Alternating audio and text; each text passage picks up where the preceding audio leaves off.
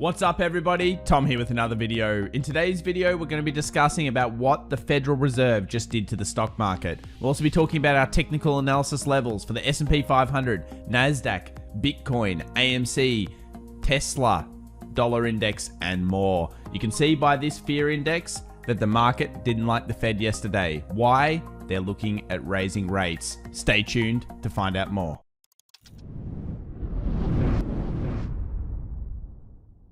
Alright guys, well this begins our recap of the markets for the 16th of June 2021 after the close. And you can see clearly by this heat map of the SP 500 that things were a little bit red yesterday. We obviously have almost all sectors down and only the banks really enjoyed the news that came out of the Federal Reserve, which we'll be talking about throughout this video.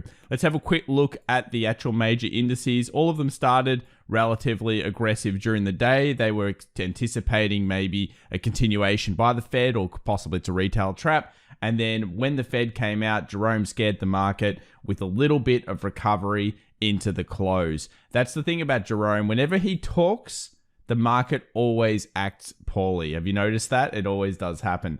XLY, XLF doing the best in the sectors. The reason why: XLY, consumer discretionary, of course, and financials, higher expected potential of interest rates is better for the banks over the longer term. Every other sector was down. Even the defensive sector, XLU and XLP, consumer staples and utilities, were both down as well. So what did the Fed actually say to scare everybody? Well, of course, they signaled higher rates in 2023. Now, it wasn't all bad news, and that's why the markets didn't exactly completely fall over. They're basically projecting that they're going to do their first rate increase in 2023, and this is up from the expectation of 2024 before that. 13 of 18 policymakers foreseeing a liftoff in borrowing costs that year, and 11 seeing 2/4 percentage point rate increases. If you have a look here, this is the expectation for many people in the Fed. Now, what other things did they say that was important in this statement? I think this article probably sums it up the best, and you'll notice that it's generally the same kind of thing that they've always been doing. Most importantly, they are continuing to do the purchases. So this means that in addition, the Federal Reserve will continue to increase its holdings of Treasury securities by at least $80 billion per month, and that's expected to continue. Now, if they took away that as well, it would have been very, very, very bad for, of course, the market. But they haven't done that. They've just basically said, look, we think interest rates are going to go up a little bit earlier. We believe the economy's on the right track. We're targeting 2% inflation. And they've basically said the same thing since every other time. So the markets are getting hit in the futures right now. They've obviously been hit during the session. The fear has increased, but do we need to be concerned? I think they've done enough to probably not completely scare the market off its current bull trend, but time will tell. Let's have a look now at the technical analysis levels. We'll start off here with the VIX, or the fear index. Looking at this chart, you think fear is back, 18.14, and you can see that it just spiked heavily with the announcement from the Fed, went all the way up to the resistance of 19, and then all the way back down, and then all the way back up again. Kind of looks like non-farm payrolls, the jobs report at the end of the month with this much movement. But where I think the biggest interest was the US 10-year and the dollar index. So the US 10-year spiked through. We'll be now watching how it interacts with our downward trend line here, because it went straight through previous support that should have acted as resistance. The power of the Fed showing the 10-year yield is rising. And of course, that's going to be expected after they literally signaled that. Where the biggest move was, though, US dollar. Wow, did it hit our profit and hit the profit target straight away? This was exactly the line that we put in the charts yesterday. It was pretty much exactly in line with expectations. It went straight to the 91.40. It's a strong move from the US dollar initially. I think it's going to be hard pressed to hold this throughout the session. I wouldn't be surprised at all if some sellers come back in. But look at this. Wow, what a big day for the US dollar. Huge movement out. If we put this in perspective, this looks like the US dollar is really trying to now recover back up. I mean, if you think about it, this was the long leg dojis. The decision's obviously been made to go bullish at this stage, and you can see it move through there. Big day traders and scalpers would have come in, pushing this thing to the 91.40. And now we start to play this scenario of what if we have a giant double bottom here with a movement through this peak? What if we now have recovery to 93 for the US dollar? Is it going to be back Is it going to be strong? I tell you what, that is a very huge scenario that could be playing out. So we're at resistance, and for the next 24 hours, I would usually expect this initial sugar rush movement for the dollar index to not be able to hold up. I mean, you can see it here, 2-hour chart, big movement, big movement, big movement. Now it's got to reset the indicators right at resistance. So don't be surprised if this comes down a little bit to reset after that huge move. Now, what did it push? It pushed gold. So these are exactly the same lines we had up yesterday on our charts. And of course, gold got straight through the support and went to the next support line. 1810 was reached by gold. So a bad day for gold traders. I guess we could have expected it and always did expect it after we got through our beautiful, nice bullish trend line. This is where previous resistance has been, previous support has been the 200 on the 8-hour. You can see the green line here. And it makes sense that it would drop straight into this level. Day traders yesterday would have been taking profit all over $1,810. It's finding a little bit of buying pressure now. If we go down to the 1 hour, we can go and have a look at the price and how the price action's playing out. Now, you don't usually want to catch the falling knife here. I mean, if you're looking at investments, of course, that makes like a lot of logical sense. It also makes sense when you think about where the US dollar is. But I would be looking for lightning bolts here, guys. Structural formations forming on the smaller time frames or something more, because now what's going to happen is even if this gold trade goes up, where's it going to find resistance? Straight at the 1842. So this is going to be where previous support was, a level of buying pressure. Sellers will regain control most likely of gold here and try to push it down again. So be careful of that. And of course, Fed did this to you, unfortunately, for gold traders. Silver was another one. It's trading from the bottom up right now. If we have a look 4-hour chart, you'll see it clearly here. We've got support, now becoming resistance. It went smash bang through that. Silver's a bit stronger than gold because of the movements going on in the markets in terms of a lot of retailers buying physical silver. But you'll notice it comes all the way down to this 26.50. This is the first level of previous resistance and people have been buying it. I'd be very cautious on silver here. This is exactly the zone where you could see it turn around. If it gets back into the cage, into the trap, then that will be relatively bullish. Look at this on the daily is probably the big key here. See how it closed below?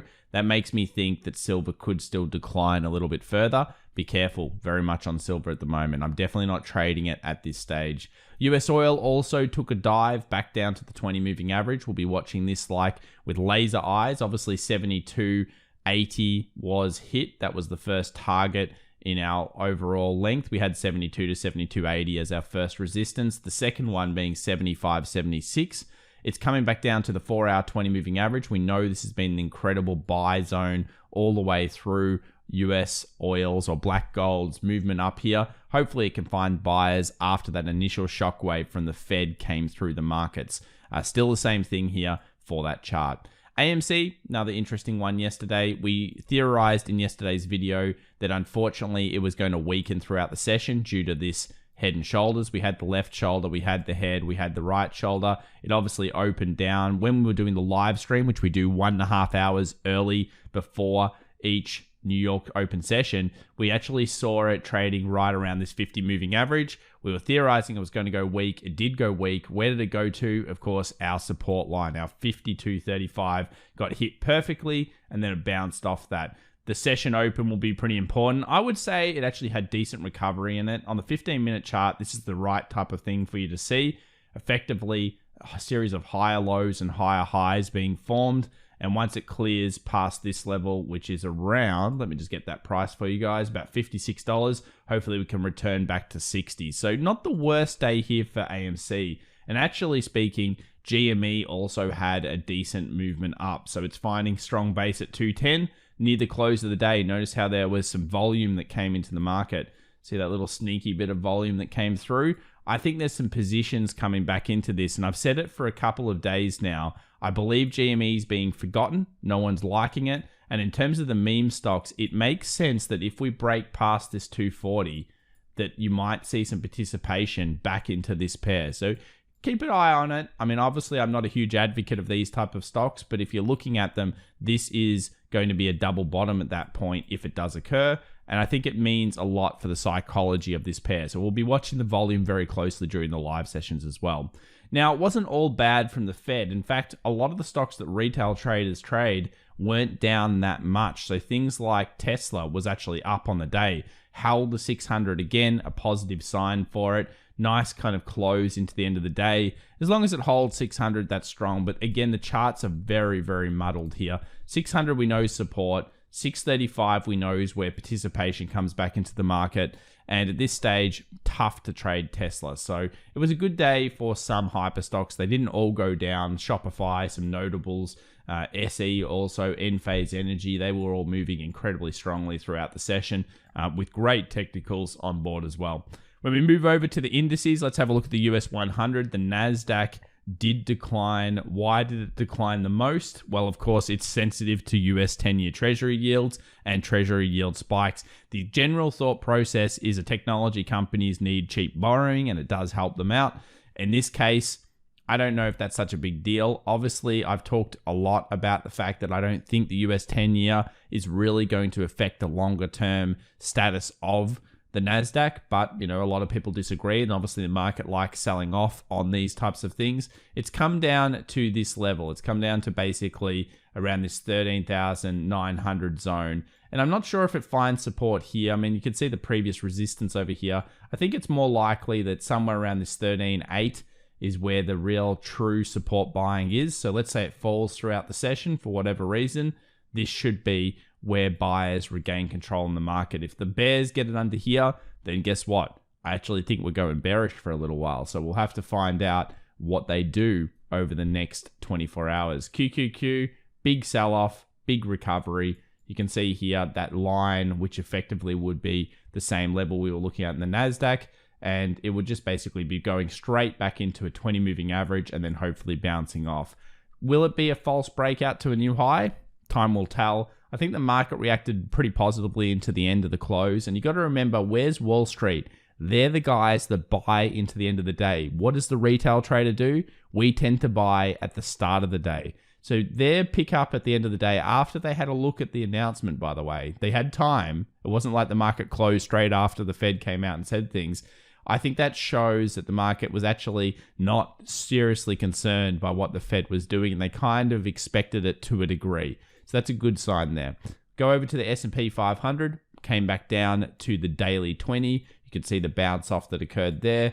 Hopefully it holds this session. This will be the most important chart for us to be looking at over the next 24 hours to see how the Fed is really going to hurt the market. Will the buyers regain control of the market tomorrow? They're going to hopefully do so around this 4,200 and the 20 moving average you can see here.